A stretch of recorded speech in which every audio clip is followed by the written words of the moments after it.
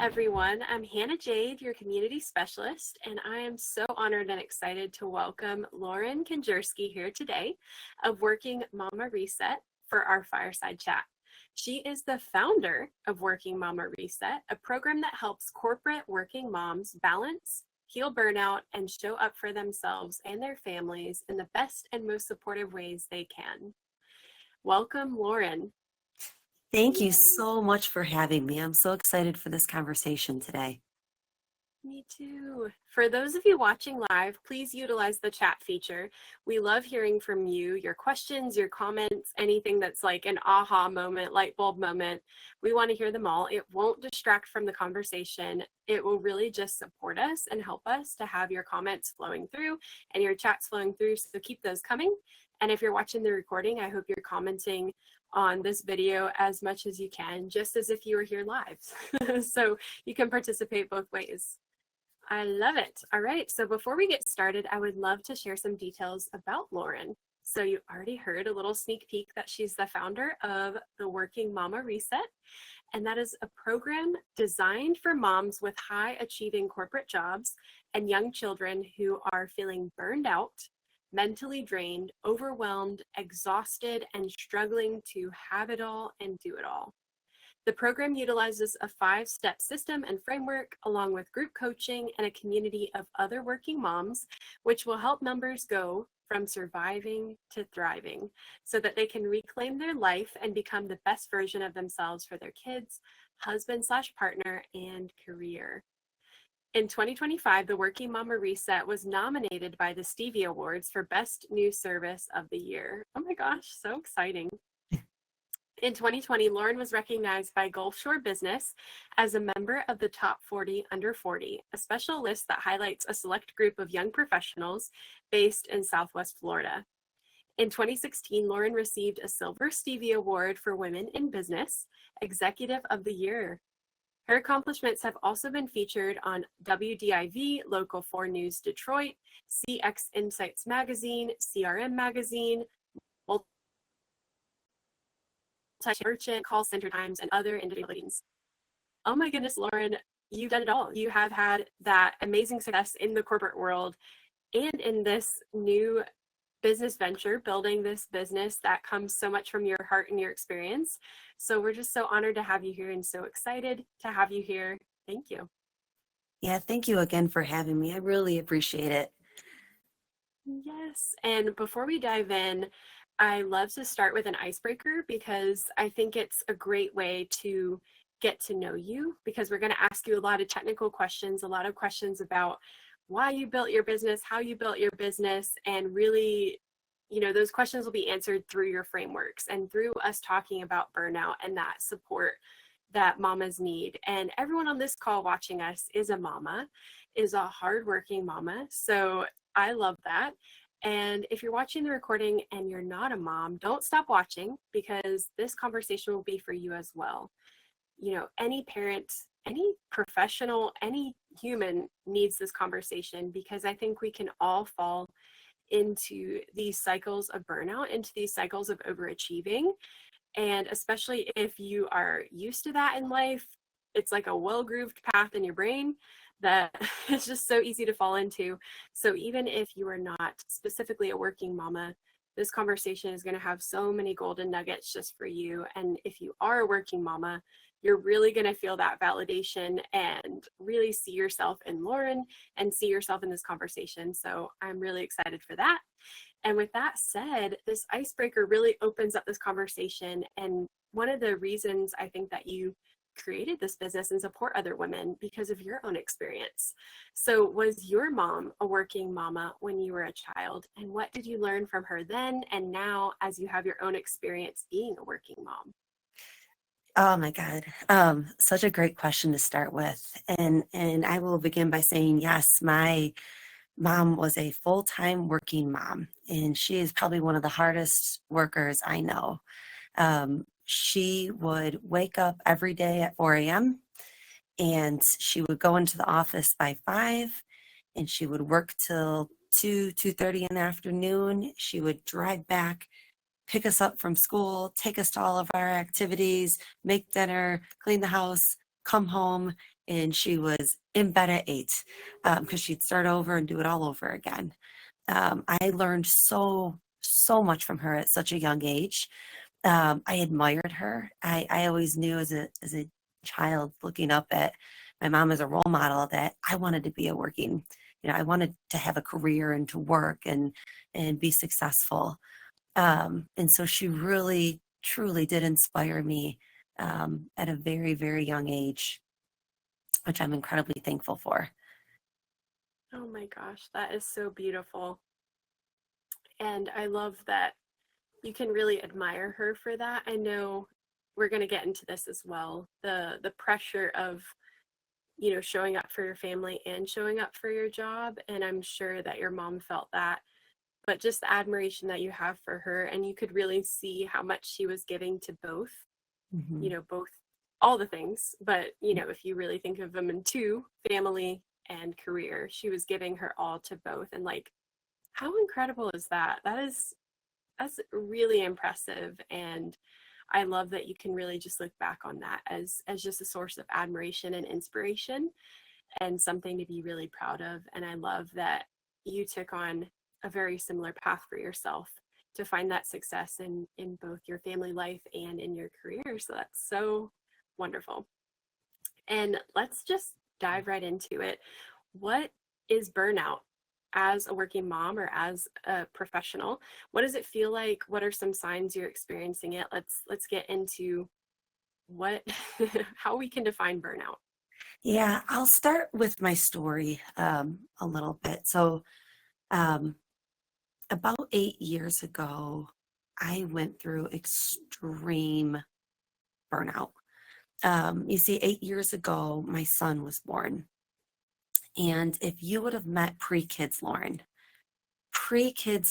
was this crazy type A 4.0 GPA perfectionist who I had tunnel vision when it came to my career. My career was everything. I was going to climb that corporate ladder. I was going to prove myself. It didn't matter what it took.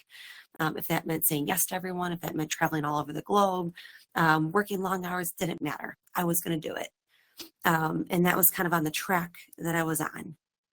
And then, like all new moms, you have your first baby and your whole entire world flips upside down, whether you're ready for it or not. And, coming back from maternity leave, I, I basically told myself, like, listen, like, I am not going to let this stop me from being a powerhouse, working mom. Like, I am still going to kick butt in my career. Doesn't matter. Like, I'm going to be the best mom and have the best career and do all the things. And so, you know, very quickly, I found myself trying to give 100% to my career, 100% to my newborn, 100% to my husband, trying to be the best wife, best daughter, best friend, best all the things, right? And was just on autopilot, moving as fast as I can, as quickly as I can, um, trying not to let anybody down in the process. And what ended up happening, and I remember it so vividly, is I walked out of my room, and we had a nanny at the time because my son was on a wait list, an 18-month wait list to get into daycare, which is a whole nother topic. But my nanny at the time, like I come walking out of my room, and I literally fell to my knees and started bawling my eyes out, um, because I just couldn't do it anymore. And so my nanny comes running over. She's like, "Oh my God, are you okay?" And I looked up at her and said, "No, I'm not okay." And that was kind of my first light bulb realization that something had to change. Like what I was doing was not sustainable. Um, the waking up really early and staying up really late and trying to fit it all in and do all the things. And so to answer your question, like what are those signs and symptoms for other women that are out there listening, or their parents for that matter that are listening? It's overwhelm, exhaustion, severe fatigue. It's loss of motivation. It's like feelings of hopelessness, um, constantly like frequent illness. Like you're constantly so sick because you're just running on E. There is nothing left in the tank that you can give to anyone or anything. And so it's almost like you just go to this just dark place because you feel like a failure. You feel like you can't do it. And that's hard for some people. It's especially hard if you're a recovering perfectionist like myself, or if you are a people pleaser. Those two traits alone, for take people pleaser for a second, like everybody is born to want to be a good person, right? Like we're taught at a very young age to be a good person. And what does that mean? Well, that means never letting someone down. That means always saying yes. That means helping as much as you can, right? And those are all good things, and we should strive to do that. However, when you're a full-time working mom, and time is your number one most valuable asset, something's got to give. And you can't say yes to everything and everyone, even though deep down in your heart you so badly want to, because a yes to something is a no to something else. And you have to keep that in mind. Same thing with perfectionist. Like I used to spend hours upon hours just making sure everything is just perfect. Whether it was the house, whether it was the project I was working on at work, whether it was paper I was writing in school, it didn't matter. It needed to be just perfect. Well, as a working mom, you don't have those hours upon hours upon hours to sit there and perfect. And you have to start to realize that progress is better than perfection. You've got to just be making progress. And that sometimes good enough is okay. And so, those two personality traits alone tend to be ones that will fall into the victim of burnout. So I'll stop there and let you jump in here. Mm. Wow. Yeah. Julie says that sounds like a biography of my life. And I feel the same way. And, I haven't had the honor of becoming a mom yet, but this really is a very similar journey to something I experienced, about 8 years ago, kind of the same timeline. And so I think, so many of us have these breakthrough moments, and especially if we've held that perfectionism and people pleasing all of our lives. I think about it like a house of cards. You have just this delicate house of cards, and there's that one day where it just, and Yep. you're like, oh no. Yep. So One of my favorite I think expressions everyone, is you can't pour from an empty cup. yes. You can't. As much as you want to, you cannot pour from an empty cup. Like we need to make sure that we have the energy that we need to give to the ones that we love most. So if you're not taking care of yourself, then the wheels fall off the bus everywhere else. It's like the oxygen mask when you're on a plane, right? Put yours on first before helping others. So that's another area that's so important, is the focus on self-care and making sure that you're getting the proper rest, proper nutrition, that you're taking care of yourself, mind, body, spirit, soul, so that you can then give your best to others. Oh, that's beautiful. And I think you already spoke to this, but if there's anything else you can think of for contributing factors for the stress and burnout in working moms. So you've kind of mentioned some of those survival strategies, personality traits, perfectionism, and people pleasing. Are there any other things that you feel really contribute to the stress and burnout? Saying yes to everything. Saying yes to everything. One of the strategies that I tell my moms in my program is, because time is our most valuable asset, it is really, really, really critical that we become very intentional with how we spend our time. And when I say intentional, it comes down to living a life based on values and what's truly important to you. So I take them through an exercise where we'll go through and we'll list out all of our values, what's important to us, and we prioritize those things. And then from there, we say, okay, well, now how do you make time for what matters? So like think about Stephen Covey's Rocks, the Pebbles, and the Sand, right? The rocks are the values. When it comes to your calendar, you got to start with the rocks.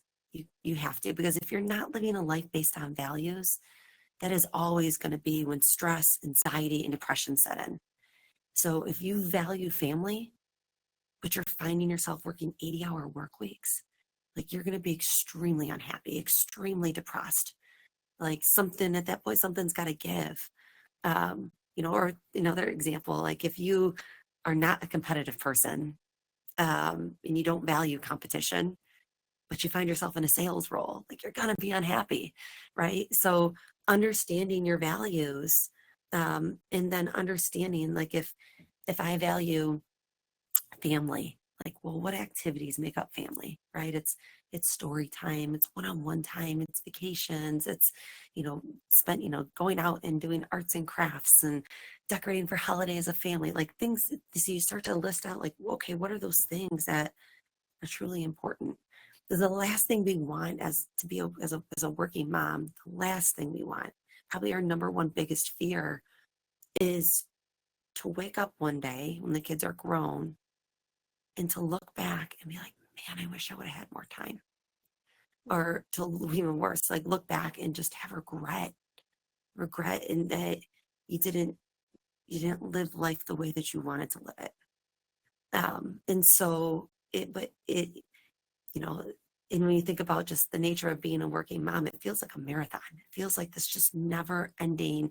I do this, I do this, I do this, I do this, I do this, because we have 3 full-time jobs, right? We have our careers, we have our job of being a mommy, and then we have managing the household. And that managing the household piece, like that 9 times out of 10 usually falls on the mom.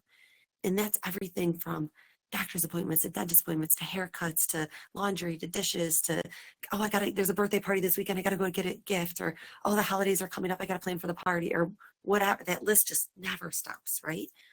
And so that's inevitably kind of what happens is, you know, when I say time's our most valuable asset, it's like we essentially have 3 full-time jobs.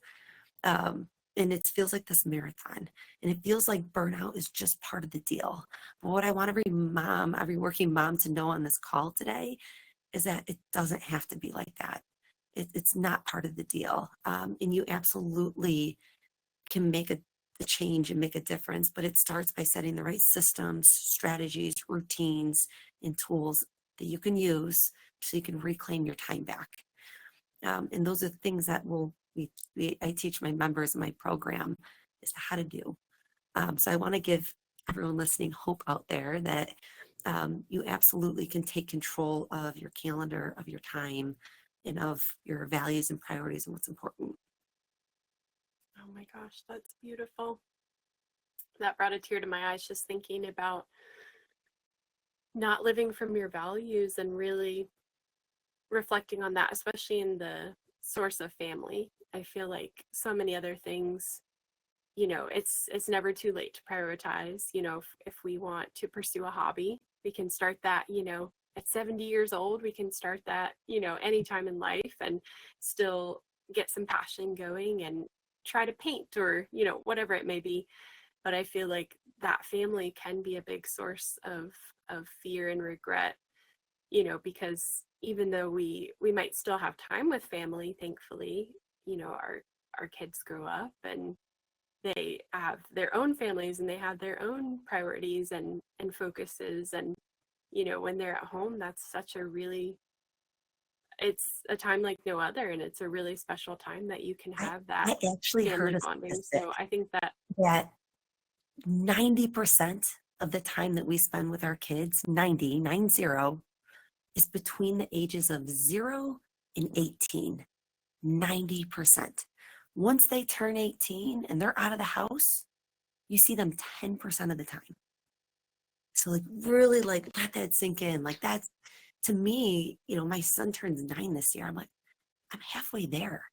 Right. So, my husband and I were chatting, like it's so critical that we do as much family time as we possibly can, right? So that we don't look back and regret. And then you have it, right? When they hit their teenage years, they just want their friends. They don't even want their parents. So some might say it's even shorter than that. And so, when you have babies, when you have toddlers, when you have young kids, it feels grueling. It feels like just every day is a marathon and you hit your pillow and you're so exhausted. But, again, it doesn't have to be that way. It's all about establishing the right systems to set yourself up for success. Oh my gosh, that's so beautiful. I want to get into talking about some of the ways that we can set up those systems, but one thing that's really interesting is you shared this on our initial call before, we had this fireside chat, that a lot of women struggle to admit that they're struggling.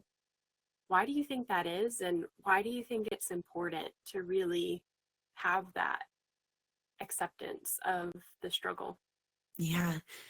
So I did lots of market research. Like right after I experienced burnout, I was determined to figure out, how do you do this? How do you do this all? And so I interviewed 75 working moms. And when I asked, we talked about everything from guilt to fears to challenges. And one of the things that they would say, right? Like one of the questions I would ask is, have you experienced burnout? And there were so many moms that were like, honestly, I probably have. But you know what? I can't admit it. I can't admit it out loud. Because if I admit it out loud, I'm the glue. I'm the rock that holds everything together. So if my wheels fall off, like the whole train's coming off the tracks. That's one. Number two is, a lot of times working moms feel so alone.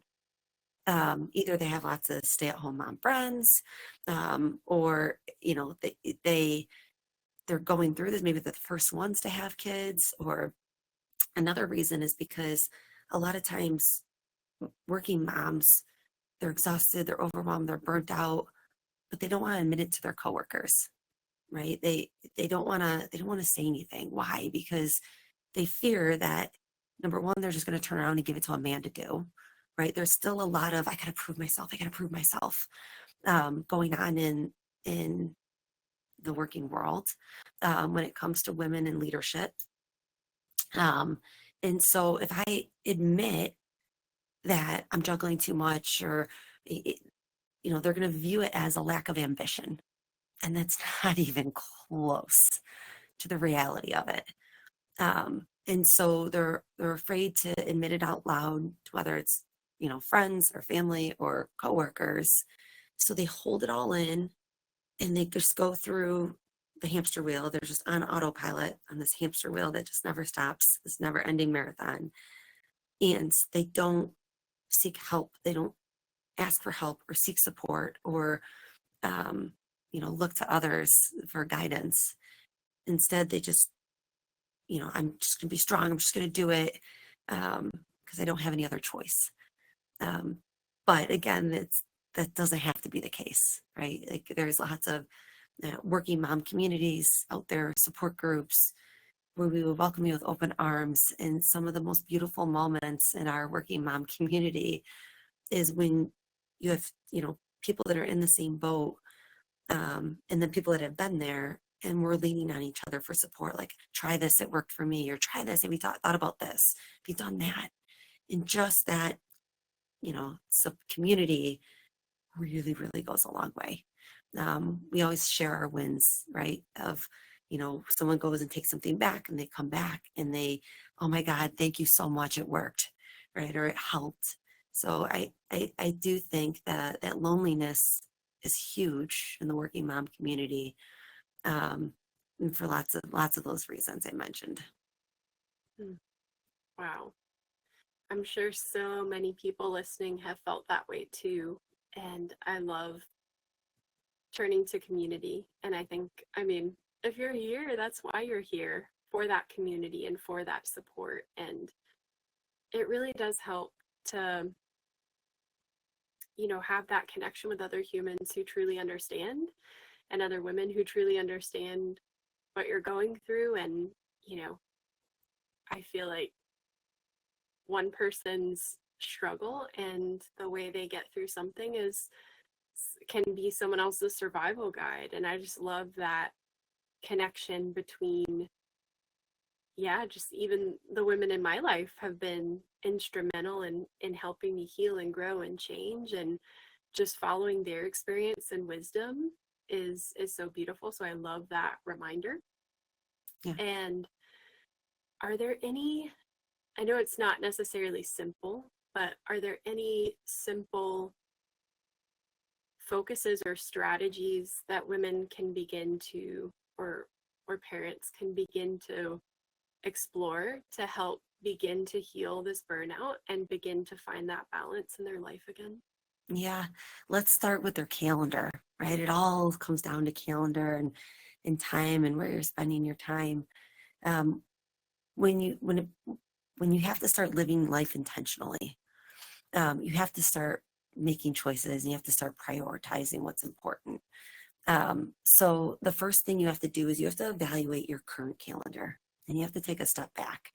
So what I usually have my members do is let's write out exactly what your schedule looks like, right? Starting at whatever time you wake up, 5 a.m. all the way through 10 p.m., let's say.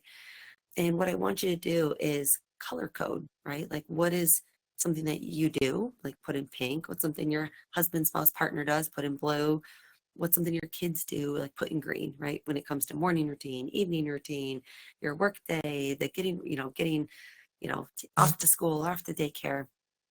Um, and so then take a step back, right? And reflect like how much pink is on that calendar. In other words, how much are you taking on your own shoulders versus everyone else in the household? Because kids are a lot more capable than you think, number one. Kids, even at age 2, 3 through, grown, there are so many age appropriate things that you can start to teach them, right? As simple as, your dirty clothes go in the hamper to, you know what? I'm going to teach my 4-year-old how to get their own breakfast. So like an example is I'm going to, did you ever like go to one of those hotels where there's a continental breakfast and you see the cereal and there's like a container and you twist it and the cereal comes out at the bottom, right? So my husband and I invested in one of those. And then what we did is we put milk in a little squirt jar. We put a stool in our pantry. We moved the bowls to the bottom of the cupboard. So controlling your environment in order to make your kids more capable to do something that you know that they absolutely can do. It's an example of a system, right? And setting yourself up for success. So, going back to how much pink is on that calendar, what can you take time for training and teach your kids to do? Whether it's putting their shoes away. The list goes on, like vacuuming, cleaning bathrooms. You'd be surprised. So that's number one. Number two is, when you take a step back, what you want to do is you want to start to categorize things in different buckets. So bucket number one is, the unavoidable things.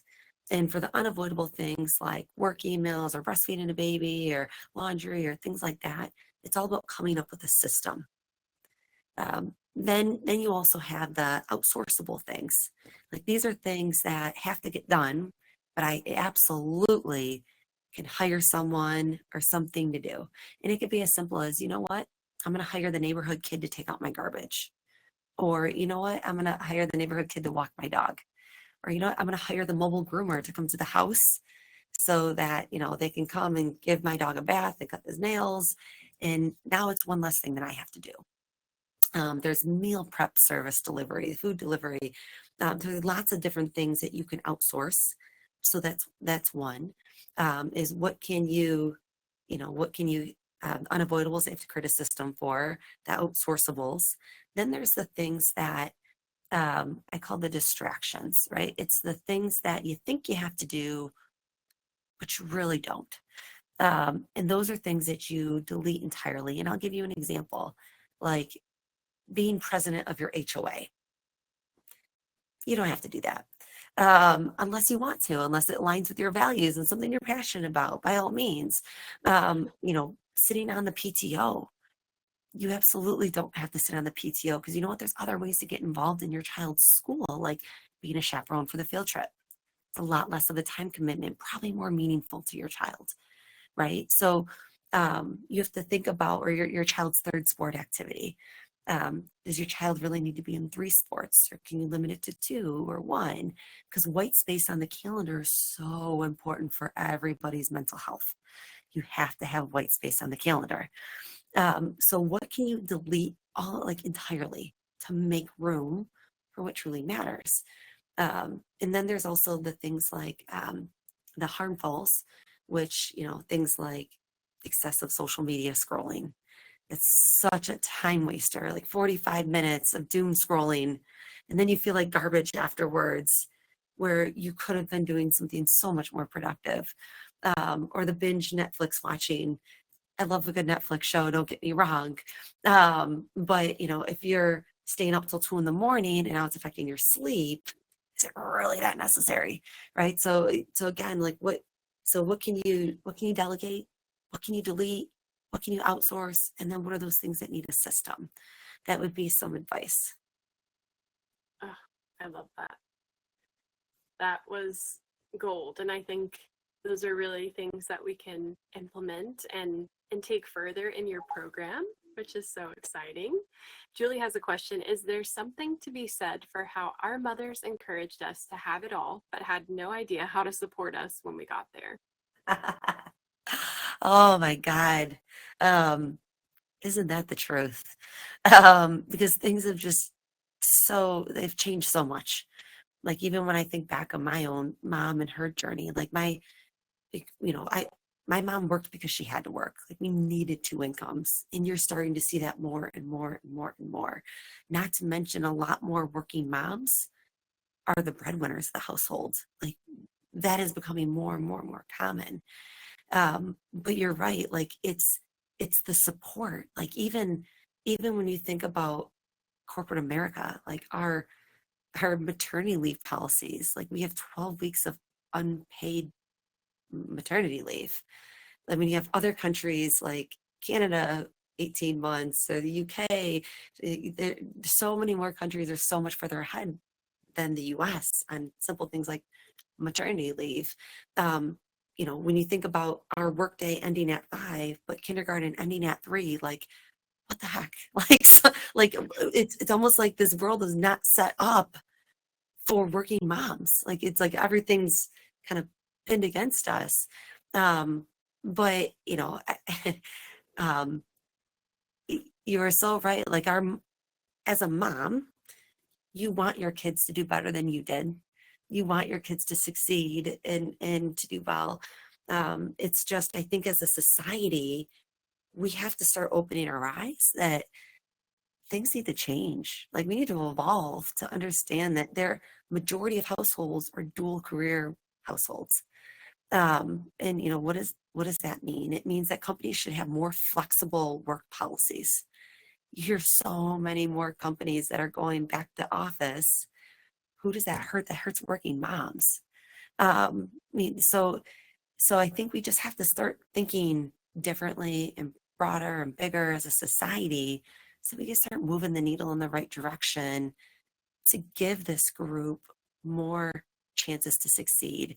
Another statistics, 42% of women that come back from maternity leave their careers altogether. 42%. Like, how do we do better as a society so that we can empower these moms to have successful careers that give us purpose? And being a mom also gives us purpose, right? And not to mention the moms that need to work because they have no choice. So I think that would be, Julie, to your point, like, I think we need to start having more discussions like this to start to change things, to start to open, companies' eyes and even just policies and government policies, things of that nature. Hmm, so true. Oh my goodness. Lauren, this has been absolutely incredible, and we could keep going for hours, I'm sure, Yeah. but I want to be respectful of your time. So if anyone is on this call and still has questions or has comments, please share those now. We can have a little time for that. Um, are there any final thoughts that you had, Lauren, or things that you want to say to those watching? Yeah, just that number one, you don't have to do it alone. That if you are a working mom and you feel overwhelmed, exhausted, struggling, burnt out, and you just need someone to talk to. Like I'm always here for anyone that just wants to talk, that just needs to vent, that needs help. There's a community of working moms just like you, and you don't have to go at it alone. That would be, the thought that I would leave you with. I'll also share too that I have free resources on my website if you want to go check them out. Things like working mom planners and also 101 time saving tips and ideas. And then I launched a YouTube channel as well where, every week I'm launching a different, strategy, system, routine, tool, tip that can also be helpful. So feel free to subscribe and go check out the website. Oh my goodness. And your website, we'll definitely link that in the replay section of this video. But is there anything else that you want to say about working with you or how people can find you? You have your program, Working Mama Reset, and it sounds like you have your community as well. So those are some beautiful ways to connect. And I love the free resources too. So thank you for sharing those as well. Yeah, no problem. I'm so happy to help and happy to be a resource to everyone that's listening. Oh my gosh, this has been incredible. And I know everyone has benefited so much. So thank you so much for your time, your wisdom, and just your kindness, Lauren. It's been so beautiful. Yeah, I appreciate it. Thank you for having me. Yay. Well, everyone connect with Lauren and keep contacted with all of her work and get in her community, find that support. Oh my gosh. Do you have to be a mom to join, or is it okay if I join without being a mom? I'll get all the prep before that so I can really ease into it well. I'm happy to help anyone that's going through burnout. Reach out to me. There we go. Okay. All right. Come on, fellow non-parents. Let's go and get some support and connect with other people who have been there and can support. So thank you so much for watching and for attending, everyone. This has been such a beautiful call, and thank you, Lauren. Take care. Yeah, thank you. Bye, everyone.